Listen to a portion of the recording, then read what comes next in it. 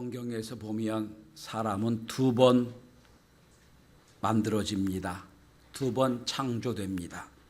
첫 번째 창조는 창세기 1장에 나오는 것처럼 하나님 인간을 흙으로 만드신 뒤에 그 코에다 생기를 불어넣어 주셔서 우리가 생명이 되어서 탄생을 했습니다. 그래서 죽으면 인간은 흙으로 가지만 생명은 영원히 사는 존재가 되는 겁니다. 첫 번째 태어나는 건 하나님이 코에 호흡을 불어넣어 주셔서 우리가 생명으로 탄생하게 된 겁니다. 두 번째는 그렇게 생명이 됐던 인간이 죄로 말미암아 오염이 됐습니다. 생각하는 것, 계획하는 것이 다 죄밖에 없었습니다. 그래서 하나님이 어떻게 하십니까? 우리 대신 모든 죄를 짊어지고 십자가에 못 박혀 죽으시고 부활하신 뒤에 하늘로 승천하시기 전에 우리에게 또 한 번 창조해 주시는 것을 볼 수 있습니다. 주님이 말씀하십니다. 숨을 내쉬며 가라사대 성령을 받으라. 그 성령이란 단어가 숨을 쉰다는 단어가 우리 지난주 말씀에 함께 나눴지 않습니까? 루하흐란 단어입니다. 즉 창세기 1장에 아담에게 호흡을 심어준 호흡과 성령을 받으라는 말씀이 같은 원어입니다. 두 번째로 인간은 창조됩니다. 성령으로 창조된 게 두 번째 인간들이에요. 그래서 오늘 성경에 보면 사도행전 1장과 2장은 성령이 어떻게 역사했는지, 어떻게 성령이 이 땅에 오셨는지를 기록하고 있습니다.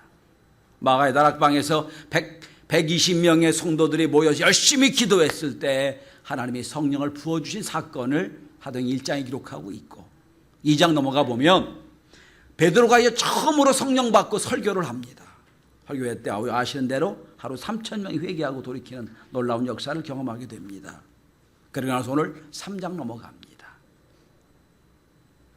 그 성령 충만이 받은 베드로와 요한이 미문 곁에 앉은 안진뱅이를 고친 사건입니다. 오늘 본문은 그래서 단지 병자를 고쳤다, 이게 중요한 게 아니에요. 단지 안진뱅이로 40년 산 사람을 고쳤다, 이게 중요한 게 아니라 성령 충만 받은 사람들이 어떤 역사를 이루느냐, 그걸 보여주는 겁니다. 하나의 상징적인 사건이에요.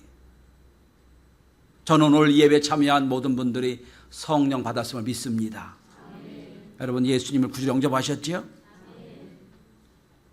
예수를 구주 영접하는 그 순간 성령이 내 속에 와 계십니다. 그래서 성령이 아니고서는 주님을 구주로 고백할 수 없다고 하고 있습니다. 성령 우리가 받았어요.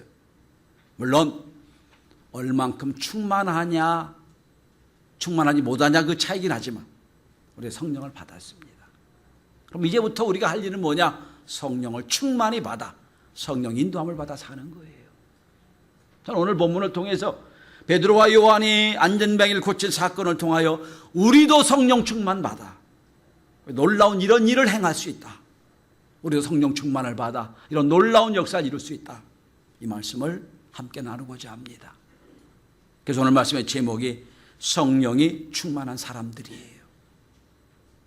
자, 베드로와 요한이 성령 받고 났습니다. 성령 충만히 받고 났습니다. 그 다음에 어떻게 됩니까? 오늘 본문의 첫 번째로 성령 충만한 사람들은 눈이 달라집니다. 성령 충만한 사람들은 보는 눈이 달라집니다. 관점이 달라집니다. 여러분, 본다고 다 보는 게 아니에요. 여러분, 경험 많이 하셨겠죠? 똑같은 장면을 봅니다. 보고 뭐 봤니 물어보면 서로 다른 얘기를 합니다. 왜죠? 보는 관점이 달라서 그래요. 똑같은 걸 본다고 다 보는 게 아니에요. 본다는 말 속에 그 사람의 가치관이 들어가 있는 거예요. 그 사람의 관심이 들어가 있는 거예요. 여러분 아마 많은 경험하셨을 겁니다. 여자분들 특별히 어느 날 펌어를 딱 하고 밖에 나가면 다 그런 머리만 보이죠. 또 여러분 어느 날 구두를 좀 사야 되겠다라고 생각하고 백화점이나 쇼핑 가게로 가면 구두밖에 머리에 눈에 안 보여요. 전 경험한 게 한번 있습니다. 사모님이 임신했을 때 배가 이만큼 불렀을 때 밖에 나가면 왜 이렇게 임신부들이 많은지 모르겠어요. 안 보였더니 그렇게 많이 보여요. 왜? 그게 관심이 있고 가치관이기 때문이에요. 성령 받고 난 사람의 첫 번째 변화가 뭐냐면 눈이 달라집니다. 보는 눈이 달라져요. 오늘 한번 본문에 보시면 베드로와 요한이 그때도 기도하려고 제9시기도 시간에 성전에 들어갑니다. 이스라엘 백성은 지금 이슬람이 그러듯이 하루 5번씩 정규 기도 시간이 있었어요.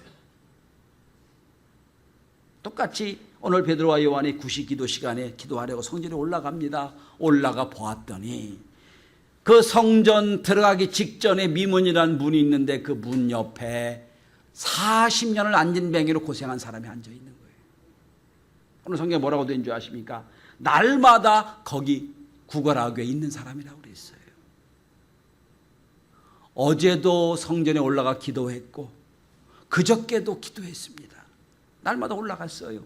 그런데 오늘이야 가만히 보니까 성령 충만이 받고 나니까 베드로와 요한의 눈에 그 안진뱅이가 보이는 거예요. 그냥 보이는 게 아니에요. 이렇게 보입니다. 저 사람도 우리와 똑같이 성전에 올라가 하나님의 은혜를 기뻐하고 찬양할 수 있는데 저 사람은 그 은혜를 모르고 있구나. 그리고 오늘 안진뱅이를 보는 거예요.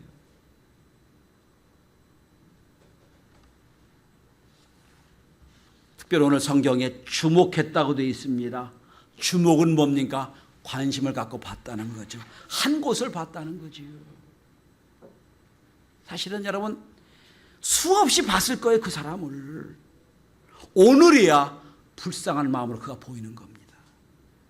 참 불쌍하다. 그냥 불쌍한 게 아니에요. 바로 성전 앞에까지 와 있어요. 그런데 성전에 못 들어갑니다. 왜? 구약에 보면 장애 있으면 성전 못 들어가거든요. 못 들어갑니다. 안진뱅이니까 걸을 수가 없잖아요. 누가 데리고 갖다 줘야 되는데 데리고 가질 않아요. 그냥 앞에다가 놓고 성전에 왔다 갔다 하는 사람에게 한 푼 두 푼 벌려고 놓아준 거예요.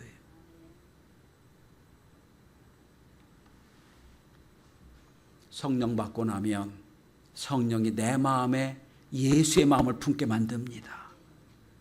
예수의 마음을 품게 만들어요. 여러분 성경을 가만히 보세요. 예수님 살아계실 때 3년 동안 예수님이 가는 곳마다 병자가 고쳐집니다. 문둥병자가 고쳐지고 눈먼 자가 보게 되고 모든 병이 다 물러나게 됩니다. 그런데 그 병이 고쳐질 때 맨 먼저 나오는 단어가 하나가 있어요. 예수께서 불쌍히 여기사, 긍휼히 여기사. 그게 뭡니까? 예수의 마음이에요. 예수의 마음.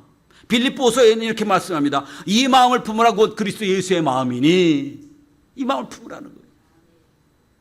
성령 받기 전에는 나와 관계없는 사람이었어요. 나만 예배드리면 되고 나만 기도하면 되고요. 성령 받고 충만히 받고 나니까 이제서야 그 영혼이 보이는 거예요. 불쌍한 영혼이 보이는 거예요. 그리고 주목해서 가서 그에게 복음을 전하는 겁니다. 성도 여러분, 한 영혼을 구원하는 것 전도하라 전도하라 목청 외친다고 되는 거 아니에요. 제일 중요한 건 우리 눈이 바꿔져야 됩니다. 저 영혼 참 불쌍한 영혼인데 저렇게 놔두면 지옥으로 갈 수밖에 없는데 어떡할까? 그럴 때 마음이 움직이는 거예요.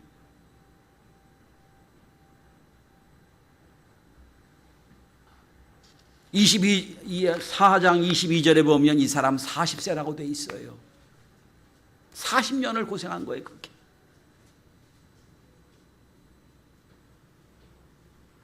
그리고 오늘 베드로와 요한은 말합니다. 우리를 보라.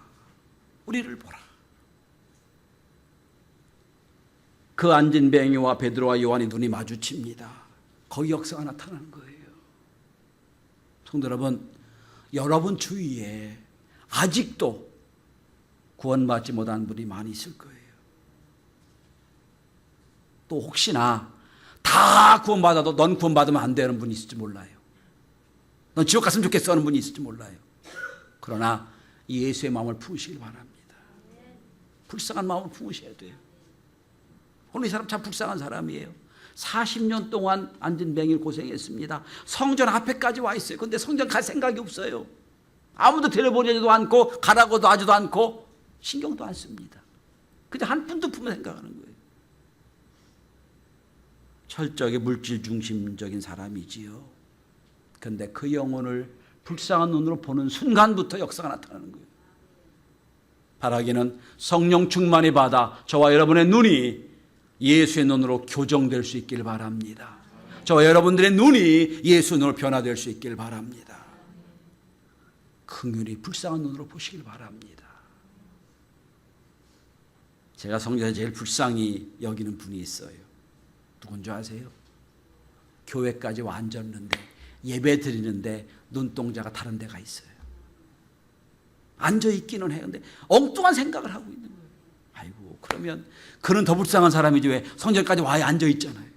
오늘 본문에 이 사람은 성전 안 와 있지만 앉아있는데도 엉뚱한 생각을 하고 그리고 있다 가요.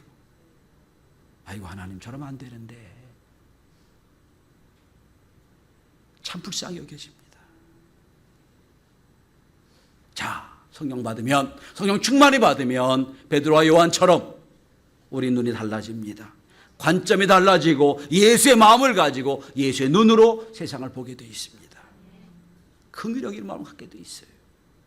두 번째로, 자, 마음만 긍휼로 갖는 게 아니에요. 베드로와 요한의 확신이 생깁니다. 뭐에 대한 확신입니까? 오늘 본문에 한번 보십시오. 6절을 봅니다. 은과 금은 내게 없거니와 내게 있는 이것을 내게 주노니 나사렛 예수 그리스도 이름으로 걸어라. 나사렛 예수 그리스도의 이름으로. 성도 여러분, 베드로라는 사람 우리가 잘 압니다. 3년이나 예수를 쫓아다녔던 사람이에요. 수많은 이적을 체험하고 수많은 말씀도 들었고 수많은 기적을 봤어요. 그런데도 불구하고 예수님을 3번이나 부인했던 사람이에요. 몰라서, 예수님 말씀을 몰라서, 못 들어서, 못 보아서가 아니에요. 다 봤어요. 다 체험했고. 그런데 너도 그 제자지? 이렇게 그 말에 부인한 것도 아니에요. 너도 그 당이야. 너 말투 보니까 갈릴리 사람 같은데 여기 부인했어요. 너 내가 보니 예수님 함께 했던 사람 같은데 이게 부인한 거예요. 예수의 제자라 부인했으면 차라리 할 말도 있지요. 제자는 한 말도 없었어요. 너도 그 당이다? 너도 갈릴리 사람 아니야? 이 말에 예수를 3번이나 저주하고 부인했던 사람이에요. 예수의 이름 자체를 거부했던 사람이란 말이에요. 나 예수와 관계없어 했던 사람이에요. 그런데 오늘 본문의 6절에 성령 충만 받거나 베드로가 어떻게 바뀝니까? 내게 있는 것, 내게 있는 게 뭐예요? 예수 그리스도. 내게 있는 예수를 너에게 전한다는 거예요. 이렇게 달라집니다, 여러분. 예수 그리스도가 전부라는 거예요, 자기.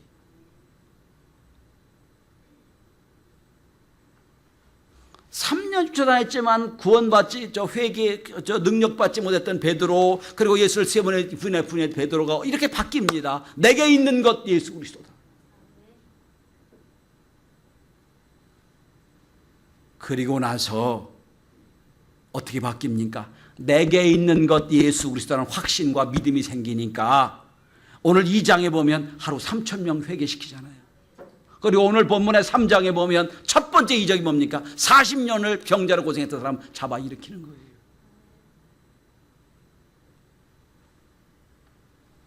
예전엔 예수 이름 때문에 비굴한 자가 됐었지만 이제 예수 이름 때문에 당당한 자가 되는 거예요.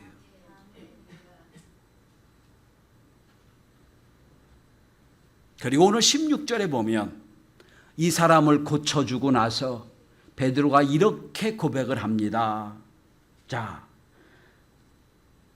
생명의 주를 주었도다. 그러나 하나님이 죽은 자 가운데 그를 살리시고 우리가 이래 증인이다. 그래 놓고 여러분 내려가 보십시오. 내려가 보시면 12절에 보면 베드로가 이것을 보고 백성에 말하되 이스라엘 사람들아 이래 우리를 노예를 높게 여기느냐? 우리 개인의 능력으로 권능으로 한 것이 아니라. 그러면서 내려가 보시면 여러분 오늘 16절에 보면 그 이름을 믿음으로 라고 되어 있어요. 이름을 믿음으로 구원받았다는 거예요. 고쳐졌다는 거예요. 그 이름을 믿어서 구원받았다. 여러분, 우리가 갖고 있는 게 많이 있을 거예요. 난 직업도 있고 학위도 있고 가진 것도 많이 있다. 그런데 그 모든 것보다 내가 가지고 있는 것이 예수 그리스도 가장 귀한 것이란 믿음이 있기를 바랍니다. 내가 가지고 있는 예수 그리스도, 이것이 역사가 나타나는 겁니다. 예수 믿는 사람들은 만약에 인생을 꽉 짜서 딱 한마디로 인생을 요약한다면 이렇게 돼야 맞습니다. 그 사람은 예수의 사람이었다. 우리 인생을 전체적으로 다 정리해가지고 요약해서 한마디로 얘기하면 그 사람 예수 믿는 사람이었다. 이 말이 돼야 됩니다. 우리 한번 인사해볼까요? 옆에 있는 사람 인사합니다. 나는 예수 믿는 사람입니다. 인사합시다. 맞습니까? 난 예수 믿는 사람이에요. 난 예수 그리스도 내 속에 있는 사람이에요. 그런데 여러분, 은과 금을 내게 없거니와, 이 말에 아주 재미있는 그러나 생각해 볼 만한 전설이 있습니다. 여러분, 잘 아는 성 프란시스가 부잣집 아들 아니었습니까? 있는 걸 다 팔아다 나눠주고 제자들과 함께 거짓 순례단을 만들었어요. 다니면서 아무것도 가지지 못한 것처럼 얻어먹고 복음 전하고 얻어먹고 기도하고 하는 그런 거짓 순례단이었습니다. 당시 중세사회, 카톨릭 사회니까 교황청하게 가서 내가 하는 이 거짓 순례단을 승인해 주십시오라고 요청을 하고 갔어요. 그런데 교황이 가만히 보니 참 허접스럽고 우습거든요. 그래서 좀 놀려줄 마음으로,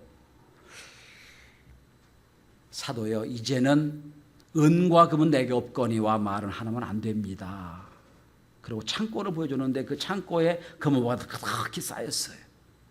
은과 금도 있다는 거예요. 예수만 있는 게 은과 금 나에게 있다, 그러는 거예요.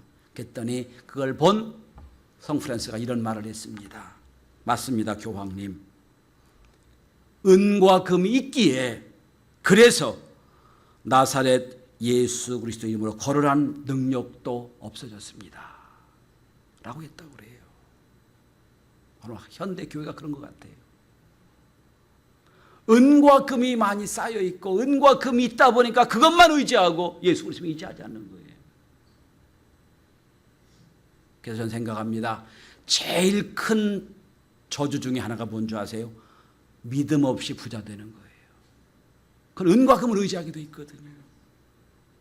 제일 큰 축복은 은과 금도 있고 예수는 더 있는 것, 그런 은혜가 있길 바랍니다. 예수 없이 부자 돼봐요. 예수 믿겠어요? 바쁘다고 안 믿고 사업한다고 안 믿고 다 그쪽으로 갈 거 아니에요? 그건 축복이 아니에요. 그건 하나님이 여러분 은혜 주셔서 은과 금이 많아져도 그보다 더 예수 그리스도가 가장 중요한 존재임을 믿는 은혜가 있기를 바랍니다. 오늘 베드로와 요한은 능력이, 예수 그리스도 이름의 능력이 있습니다. 믿습니다. 그래서 이 안진뱅이가 한 푼 두 푼 은과 금을 바라는 사람에게 예수의 이름으로 능력을 줍니다. 우리가 믿는 예수 그리스도가 은과 금보다, 세상 물질보다 그 물질 위에 물질을 지배하시는 이름임을 믿는 은혜가 있길 바랍니다. 세 번째, 성령 충만히 받으면, 첫째는 성령 충만히 받으면 보는 눈이 달라집니다. 성령 충만히 받으면 예수의 이름의 능력을 얻게 됩니다. 성령 충만히 받으면 세 번째로 세상에 도전하게 됩니다.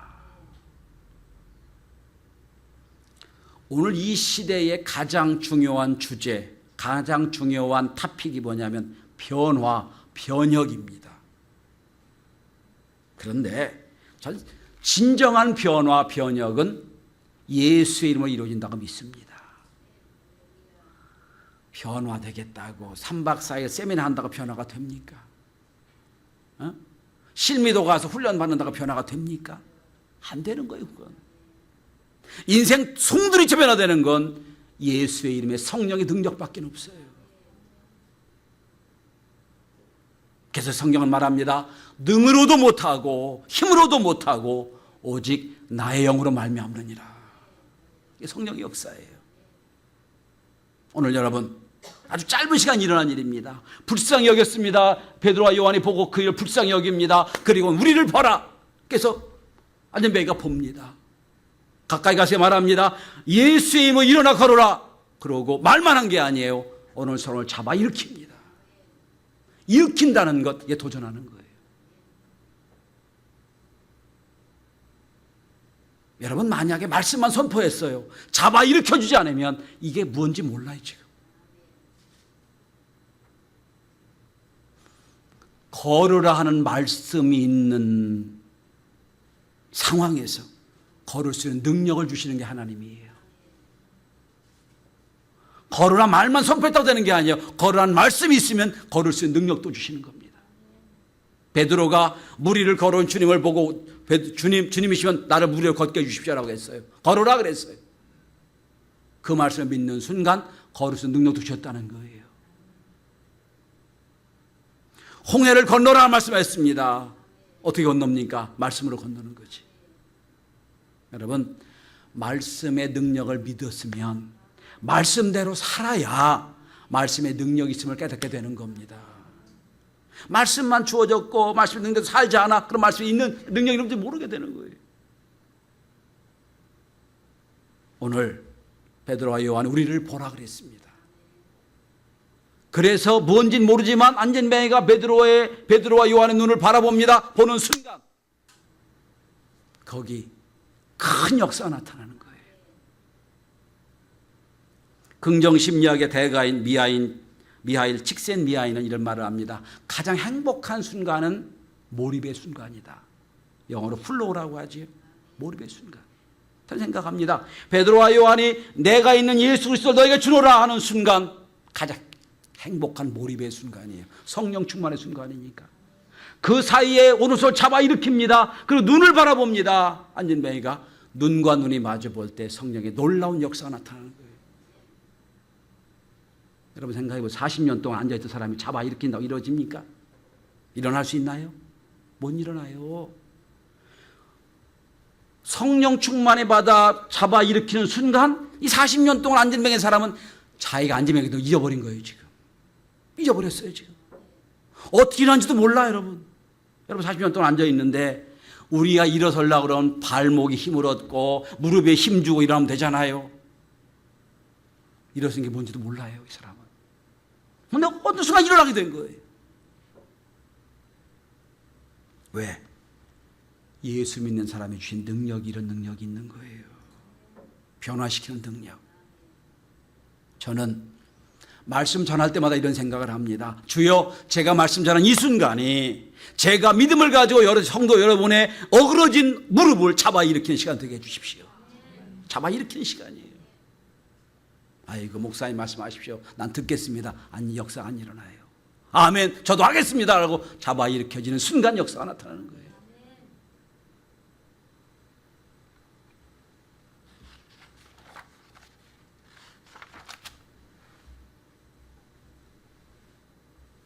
강원도 예수원에 사역했던 대천정 목사님 선부님의 할아버지 되시는 아레 토레이 목사님 계십니다.